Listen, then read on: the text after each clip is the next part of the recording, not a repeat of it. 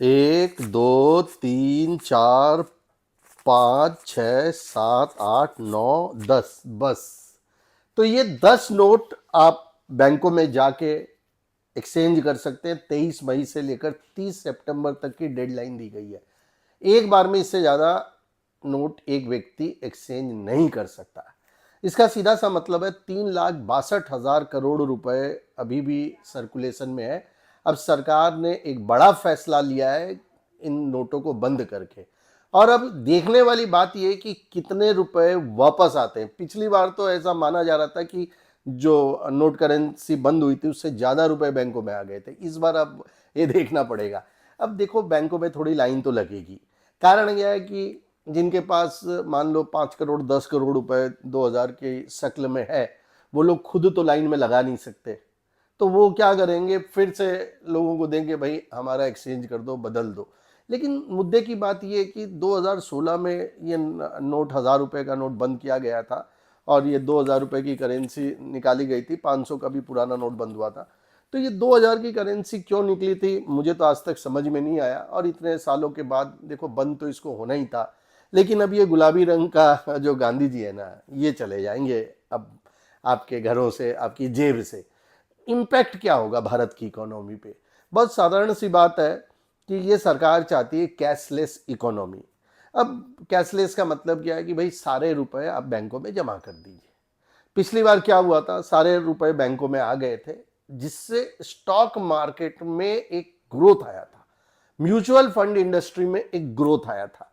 तो भविष्य के लिए अगर मैं देश की इकोनॉमी की बात करूं तो ये एक अच्छा कदम है।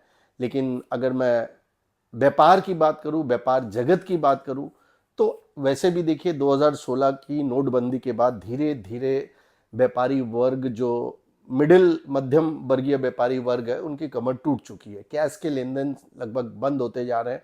बड़ी बड़ी एमएनसी कंपनी अधिकार जमा चुकी है बाजारों में, क्योंकि कैशलेस इकोनॉमी हो रही है। देखिए, ये परिवर्तन तो होके रहेगा, परिवर्तन संसार का नियम है। शॉर्ट टर्म के लिए थोड़ी परेशानी हर चीज में होती है, तो इस बार भी हो सकती है। लेकिन अभी हमें ये समझना है कि देश में बहुत ज़्यादा समय में इसमें क्या इम्पैक्ट हो सकते हैं।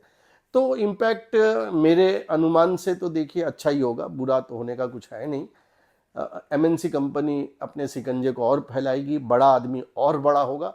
हाँ, मिडिल क्लास खत्म हो जाएगा, क्योंकि मिडिल क्लास में देखिए कुछ बचा नहीं है। व्यापार ऐसे भी नहीं बचा, वैसे भी नहीं बचा। अब किसी घर में ये 2000 के नोट है, वो भी चले जाएंगे, इकोनॉमी का हिस्सा बन जाएंगे। तो ये सब अच्छी बात है, सर्वाइवल टू फिटेस्ट वाली बात है। आपको आगे बढ़ना, युद्ध करना, लड़ना। वैसे भी देश में कैशलेस इकोनॉमी हो तो ये बहुत अच्छी बात ही है ना भाई। आपका क्या मत है इस 2000 की नोटबंदी को लेकर? कमेंट बॉक्स में आप जरूर बताएं।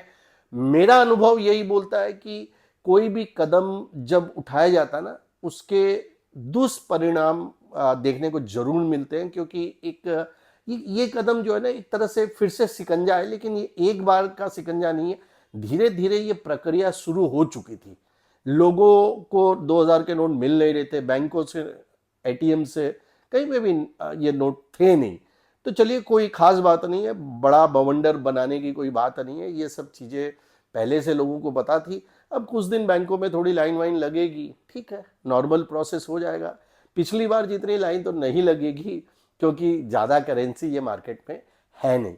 चलो, अगर आपके पास है तो आप गलती ना करें, और जितनी जल्दी हो सकता है ना, ये 10 नोट लेके अपने बैंक में पहुंच जाएं और बस बदल लें।